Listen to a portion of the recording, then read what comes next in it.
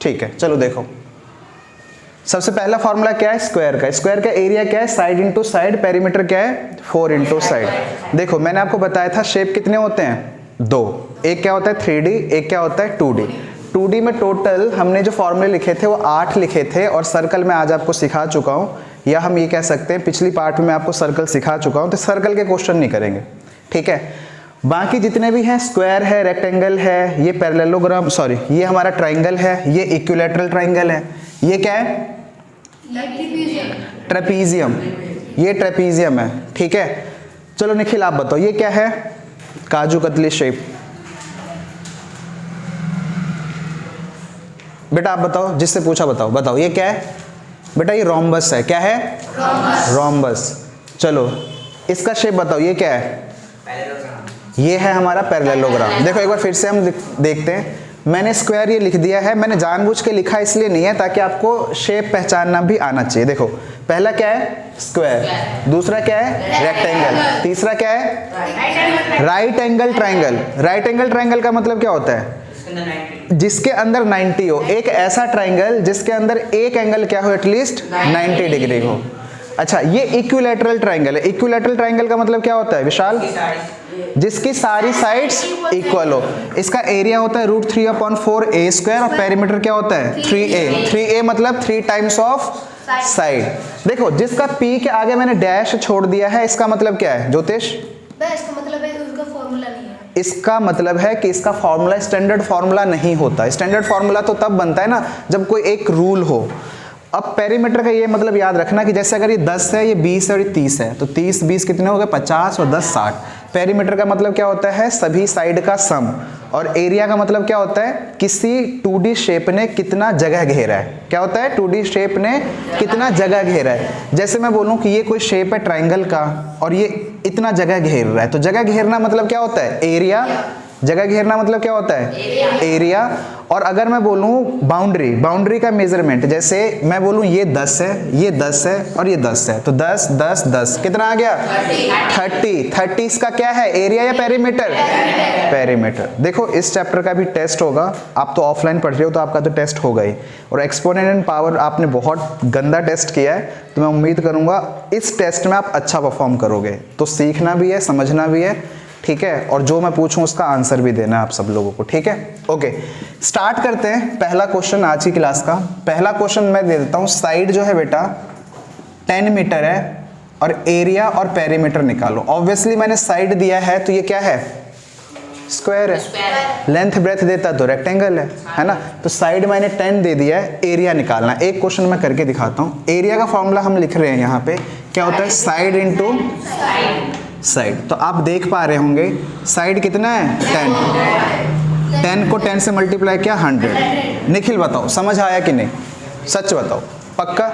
Okay perimeter का formula आप देख पा रहे होंगे, पेरीमीटर का फॉर्मूला 4 इंटू क्या लिखा है मैंने side, 4 as it is, side की जगह 10, 4 इंटू 10 क्या आ जाएगा, कोई दिक्कत, 4 इंटू 10 50 तो नहीं ना, 40 ना, बोलू 40, ठीक है 40 मीटर। एक बात का ध्यान रखेंगे, मैंने बहुत बार देखा है बच्चे एरिया निकालते हैं और आंसर ऐसे छोड़ देते हैं, गलत है। एरिया का आंसर जब भी निकालोगे तो स्क्वायर लिखना है। जैसे अगर सेंटीमीटर होता तो सेंटीमीटर स्क्वायर, मीटर है तो मीटर स्क्वायर, और ये क्या हो जाएगा मीटर।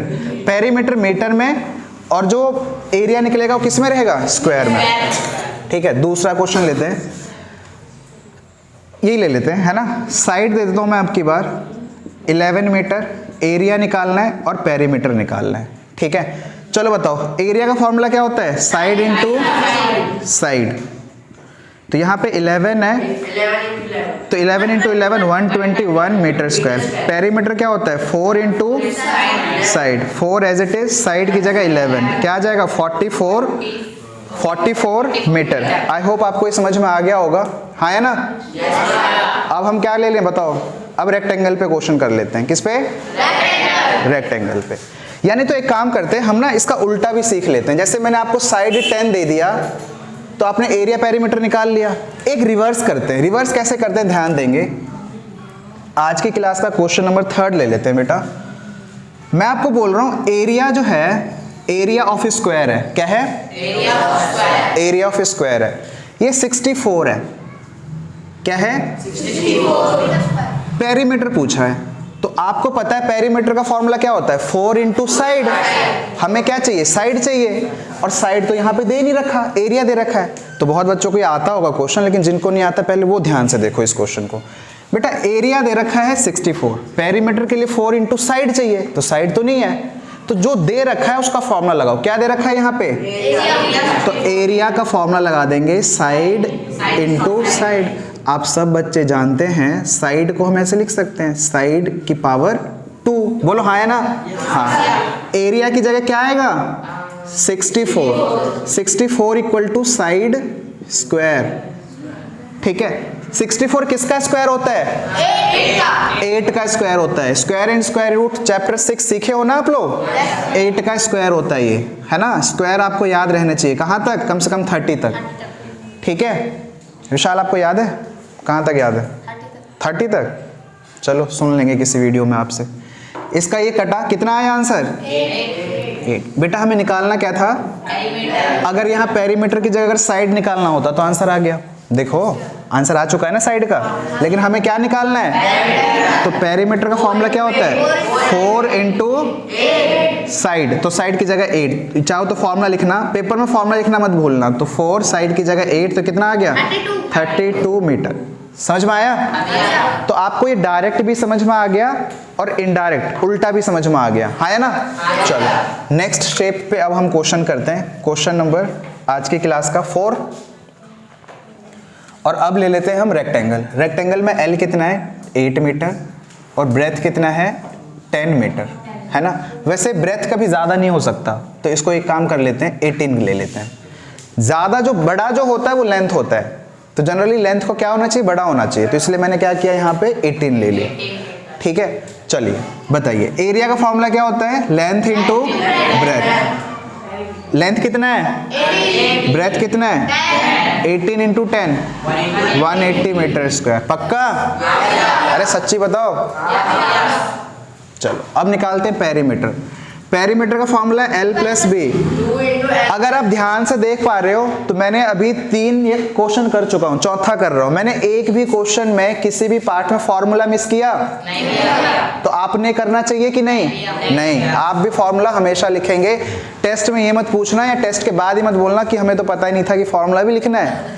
जैसे अभी टेस्ट हुआ था एल्जेब्रिक आइडेंटिटीज का, तो मेरे से एक बच्चा पूछ रहा था कि अरे मुझे तो पता नहीं था ए बी और फॉर्मूला भी लिखना था। तो ये मत करना, ठीक है? ओके, एल क्या है बेटा?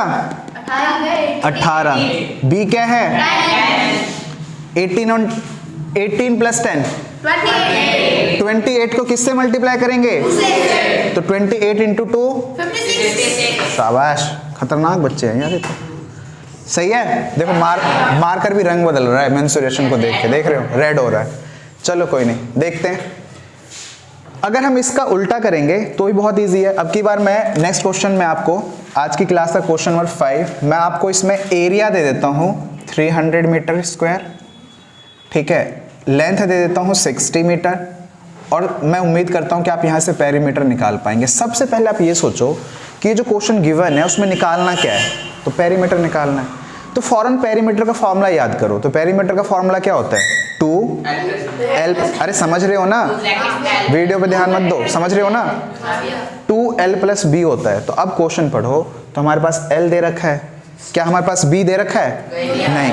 तो कभी भी L B दे दे, एरिया पेरीमीटर पूछ ले तो डायरेक्ट क्वेश्चन है, और कभी आपको L B निकालना पड़े तो उसको इनडायरेक्ट क्वेश्चन कहते हैं, जिसको रिवर्स क्वेश्चन, उल्टा क्वेश्चन बोल रहे हैं। तो ये उल्टा क्वेश्चन हो गया ना?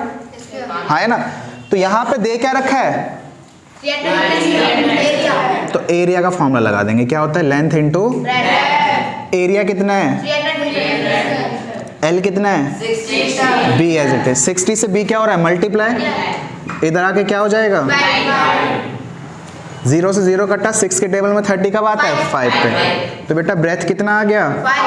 5 मीटर। निकालना क्या था? 2L plus B. 2L कितना है? 300। अरे अरे अरे अरे, L है 60, B कितना है? 5। 60 प्लस 5 65 को किससे मल्टीप्लाई करेंगे?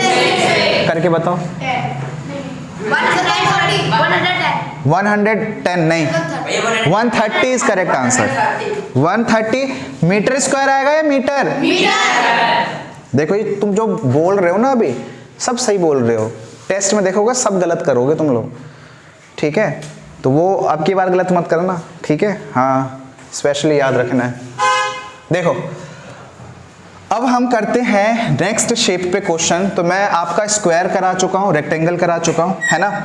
अब मैं आपको क्वेश्चन कराता हूँ। ये एरिया ऑफ क्या है? Right angle triangle. इसमें मैं आपको क्वेश्चन नंबर कौन सा होगा? आई थिंक 5 करा चुका हूँ, 6th ना, देख लेना जो भी हो, कोई नहीं 7 हो तो भी ठीक है। यहाँ पे मैं बेस ले लेता हूँ 10 मीटर और परपेंडिकुलर ले लेता हूँ। परपेंडिकुलर को हम क्या बोल सकते हैं? हाइट भी बोल सकते हैं। परपेंडिकुलर बोलो, या इसी को क्या बोल सकते हैं? हाइट, या इसी को हम क्या बोल सकते हैं? ऑल्टीट्यूड। परपेंडिकुलर, हाइट, ऑल्टीट्यूड सबका मतलब क्या होता है? सेम। कोई राइट एंगल ट्राइंगल गिवन है और उस राइट एंगल ट्राइंगल में, है ना, ये बेस है और ये क्या है? परपेंडिकुलर, हाइट, कुछ भी बोल लो, है ना? तो मैंने आपको बेस दे दिया है 10 और परपेंडिकुलर मतलब P दे देता हूँ 8 मीटर और एरिया निकालना है। तो क्या फॉर्मूला हो जाएगा? Half base into height. Half as it is, base कितना है? 10। बेस है 10, हाइट कितना है? हाइट कोई परपेंडिकुलर बोलते हैं तो कितना? 8। 2 की टेबल में 5 पे 5 8 जा कितना आ गया? 40 मीटर स्क्वायर। इसका पेरीमीटर का कोई स्टैंडर्ड फॉर्मूला नहीं होता है, इसलिए इसका हम पेरीमीटर नहीं निकालेंगे। चलिए, चलो भाई ज्योतिष, इस शेप का नाम बताओ। Equilateral triangle. इक्विलैटरल ट्राइंगल का एरिया होता है √3/4 a स्क्वायर। √3 को कुछ नहीं करना, सेम रहने देना है ना? एक क्वेश्चन ले लेते हैं, है ना? जैसे मैं बोल दूं साइड ऑफ इक्विलैटरल ट्राइंगल, ये इक्विलैटरल ट्राइंगल है, इसका जो साइड हो कितना है? 10। एरिया निकालना है और क्या निकालना है? पेरीमीटर। एरिया और पेरीमीटर निकालना है। तो पहले एरिया निकाल लेते हैं। √3/4 a स्क्वायर, है ना? √3/4।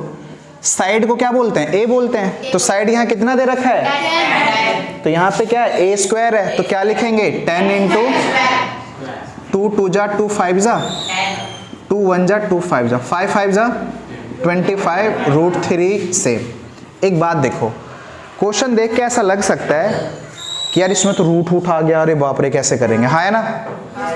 लेकिन कुछ किया मैंने रूट का नहीं, √3 का कुछ नहीं किया, एज इट इज है, उसको आपको कुछ नहीं करना, ऐसे छोड़ देना। पेरीमीटर का फॉर्मूला 3 इंटू साइड, तो साइड कितना है यहाँ? 10, तो क्या आ जाएगा? 30 मीटर। 30 मीटर आंसर आ जाएगा। तो ये पूरा हो गया, हाँ है ना?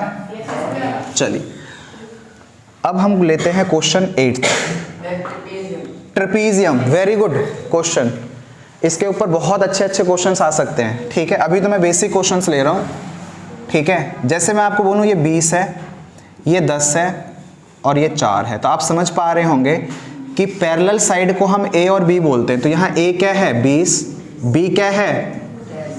और हाइट क्या है? 4। ये सेंटीमीटर ले लेते हैं, हम बार बार मीटर ले रहे हैं, तो आप ये मत समझना कि हमेशा क्वेश्चन किस में रहेगा? मीटर में। मीटर, सेंटीमीटर, मिलीमीटर, किलोमीटर, कुछ भी हो सकता है, ठीक है? चलिए, इसका एरिया ही निकल सकता है और तो कुछ निकलेगा नहीं। तो A + B AB, नहीं सॉरी माफ करना, half A + B into H। Half as it is, A क्या है? 20। B बताओ, H बताओ। अब तुम तो खतरनाक बच्चे हो, गलती से भी ना इसको काट मत देना। क्यों नहीं कटेगा बताओ कोई बच्चा? क्योंकि ये प्लस में है, पहले हमें इसको सॉल्व करना पड़ेगा। 20 और 10 अब कट सकता है, 2 से 30 को काट लो या तो इसको काट लो, फिर 30 × 2 कितना आ जाएगा? 60। कई बच्चे क्या करते हैं? 2 से इसको काट देते हैं 10 और 10 20, 24 जा 80 सेंटीमीटर आएगा। Thank you, centimetre square. समझ में आया? पक्का? ट्रेपीजियम के बाद कौन सा शेप है? पक्का? रोम्बस को ये देखो, इसको मैंने लिखा है AC को कि ये D1 है, जरूरी नहीं है कि इसको D1 लो, आपकी मर्जी, आपकी मर्जी, आप इसे भी D1 ले सकते हो। लेकिन लेना ऐसे वाले को, ये साइड को मत ले लेना। तो ये सपोज D1 है और ये क्या है D2 है। तो एक क्वेश्चन इस पे भी ले लेते हैं। जैसे मैं बोलूँ ये रहा जी काजू कतली, ठीक है, जिसको हम क्या बोलते हैं मैथ्स की लैंग्वेज में? रोम्बस। रोम्बस, रोम्बस में H क्या होता है? साइलेंट होता है, ठीक है, साइलेंट होता है। RHOMBUS ऐसे पढ़ते हैं, ठीक है। BU है ये, ठीक है। एरिया क्या होता है इसका? Half D1 into D2। Suppose D1 क्या है? ये है, और D2 क्या है? ये है ना। तो D1 में क्वेश्चन में दे देता हूँ 30 और D2 ले लेता हूँ 24, ठीक है। चलिए एरिया बताओ।